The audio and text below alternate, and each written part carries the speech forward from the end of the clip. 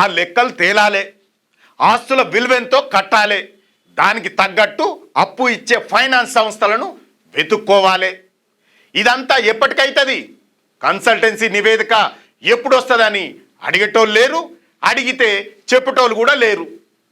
ఇదంతా చూస్తుంటే పనుల స్పీడ్ అవ్వడం ఏందో కానీ మరింత లేట్ అవుతుందని పక్కాగా అర్థమవుతుంది మనకు.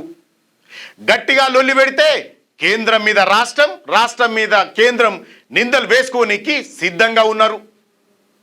సరే, ఫేజ్ 1 మెట్రోను మేము కొనుగోలు చేసుకుంటున్నాం, మా డబ్బులే కట్టుకుంటున్నాం, మా గ్యారంటీలే ఇచ్చినాం.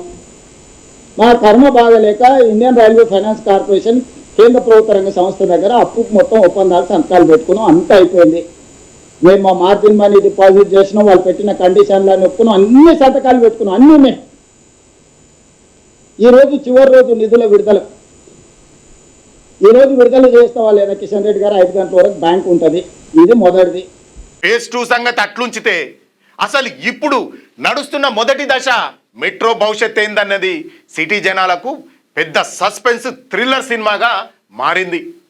రోజుకు 5 లక్షల మంది ఈ రైళ్లల్లో ప్రయాణిస్తాండ్రు. నెల నెల 100 కోట్ల నష్టం వస్తుండడంతో ఇక ఈ భారం మేం మోయలేం బాబు అని ఎలాంటి సంస్థ ఎప్పుడో సర్కార్కు దండం పెట్టి చెప్పింది. ఇక లాభం లేదనుకున్న రేవంత్ సర్కార్ కేబినెట్లో ఒక పెద్ద నిర్ణయం అయితే తీసుకుంది.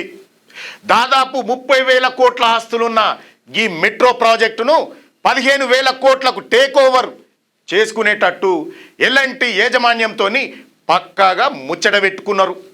ఇందులో భాగంగానే జూన్ 1 తారీఖుకు సంస్థకు 13,400 కోట్ల రూపాయలు సర్కారు వాళ్ళు కట్టాల్సి ఉండే. ఆ పైసలు కట్టేసి పూర్తిగా మెట్రోను ప్రభుత్వం చేతిలోకి తీసుకోవాలని స్కెచ్ గీసిండ్రు బాగానే. కానీ తీరా చూస్తే జూన్ 1 వచ్చేసరికి ఖజానాల పైసలు లేకవాయే. బయట ఎక్కడ అప్పులు పుట్టక ఆ టేక్ ఓవర్ ప్లాన్ కాస్త ఆగిపోయింది. ఇప్పుడు ఈ సమస్యతోనే అసలు ముప్పు మొదలైంది. ఎలాంటి సంస్థ ఏమో నష్టాలు భరించలేక జుట్టు పిక్కుంటుంది. సర్కార్ దగ్గర ఏమో టేక్ ఓవర్ చేయడానికి చిల్లి గవ కూడా లేకపాయే. అప్పు ఇస్తుందనుకున్న ఐఎఫ్ఆర్సి సంస్థ ఇప్పుడు పక్కకు తప్పుకోవడంతో సమస్య మొదలైంది.